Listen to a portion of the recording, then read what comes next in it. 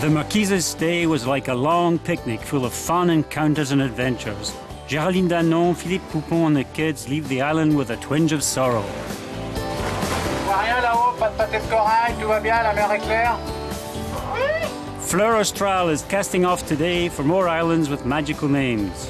But the inhabitants are gradually leaving these islands because of the difficulty of accessing and supplying them. Nous sommes à Whakaina, c'est le premier atoll des Tuamotu que l'on découvre après 2 jours de traversée, puisqu'on a quitté Fatuiva, notre dernière escale aux Marquises, il y a 2 jours. Voilà, ça donne un peu une idée de ce que sont ces atolls des Tuamotu, très plats, avec cette lumière très particulière, très blanche, ces couleurs très pastel, ces cocotiers qui portent ces récifs. The tourist trade hasn't found out about the Tuamotu atolls, and there is practically no hotel infrastructure or energy supply.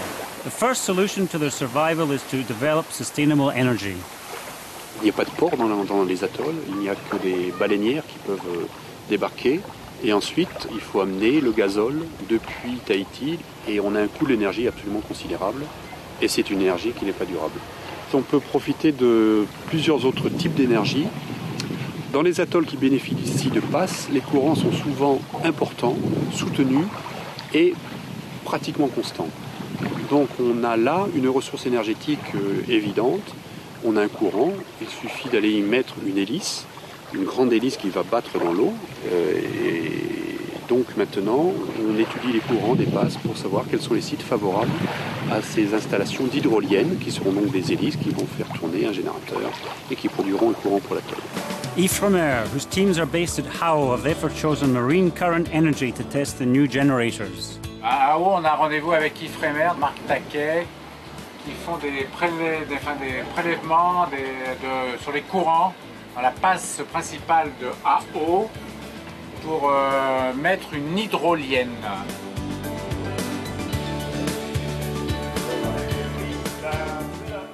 En fait, l'idée, c'est de mesurer le potentiel hydrolien de la passe de Hao. Donc, mesurer les courants afin de savoir s'il y a des courants suffisamment importants pour que certains types d'hydroliennes puissent être implantés et avoir une certaine rentabilité de production d'électricité. On est en train de préparer un deuxième courantomètre pour mettre dans la passe demain. Un endroit où on va tester d'ici quelques mois des prototypes d'hydroliennes. Il faut relancer la vie économique et sociale de Hao. Et donc, on s'est dit que commencer à faire des projets d'énergie renouvelable ici, c'était donner une chance supplémentaire aux habitants de Hao de se relancer sur quelque chose de durable. Qu'est-ce que c'est l'Ifremer? L'Institut français de recherche pour l'exploitation de la mer. Par l'exploitation, ça peut être l'exploitation des ressources naturelles comme l'énergie, mais c'est aussi l'exploitation par la pêche, par l'aquaculture.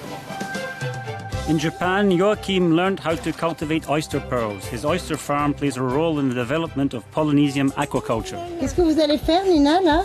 Alors là, on va aller chercher un casier avec des huîtres. On va le ramener et comme ça, on pourra trouver des perles à l'intérieur. Ça peut être une super belle et une moche, un peu comme le loto. Bien, comme ça, on va dire. On se retrouve là, alors. Hein? On se retrouve ici. Ok. De toute façon, si...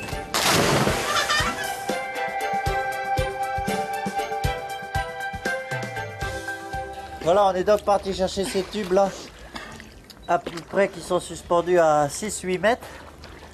Et il y a environ 2000 nacres prêtes à récolter. Et on va pouvoir sortir ce chapelet. Ok, on va se mettre là.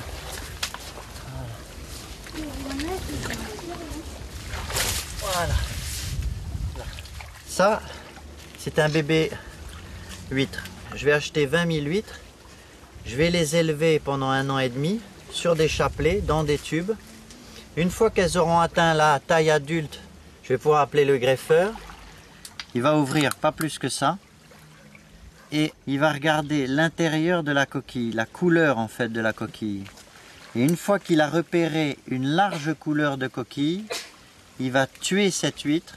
Et cette huître va être la nacre donneuse pour pouvoir greffer les autres. Le but, c'est en fait de séparer avec le scalpel ces deux lèvres pour ne garder que la lèvre qui fait la partie nacrée. et je vais lui couper 40 morceaux de cubes de manteau qui vont être introduits dans 40 huîtres. Ça, c'est le greffon. 20 000 bébés huîtres, 10 000 nacs greffés. Au bout d'1 an et demi, récolte 5 000 perles. Et sur ces 5 000 perles, 2 à 8% de qualité A. Et la qualité A, c'est, on va dire, on a le droit à un défaut, une imperfection. Regarde ça. Toute ronde. Oh là là. Ah là, on la voit bien sortir. Oh, elle a l'air Voilà. Elle est bonne. Très beau. L'incision. Et hop, là voilà qui sort. Dans le cas de l'huître perlière, on sait quand même que les températures acceptables ne dépassent guère 33-34 degrés. Donc il est courant d'avoir un atoll dont l'eau arrive à 31 degrés. Donc la marge de survie possible de l'huître perlière est tout de même assez faible. Donc l'aspect du réchauffement climatique, dans ce cas-là, risque d'être tout à fait dommageable. Et donc on se trouve face à des changements faunistiques qui pourraient être notables, voire considérables. Donc l'homme, qui est à l'origine du réchauffement climatique, a aussi un rôle de responsabilité vis-à-vis de ces milieux naturels. Voilà, c'est une belle cerclée. Oh, elle est belle. Voilà. On est très contents, c'est quelque chose qui est vraiment une satisfaction de vivre dans des milieux aussi préservés que cet atoll. Mais la contrepartie, c'est que nous en sommes responsables et donc nous devons veiller à transmettre ceci à nos enfants. Scientists tell us that in 50 years the Tuamotus will be covered by the rising waters. With the coral biotope here, more than 400 fish species are poisonous, so it's urgent to find a way to preserve this exceptional location.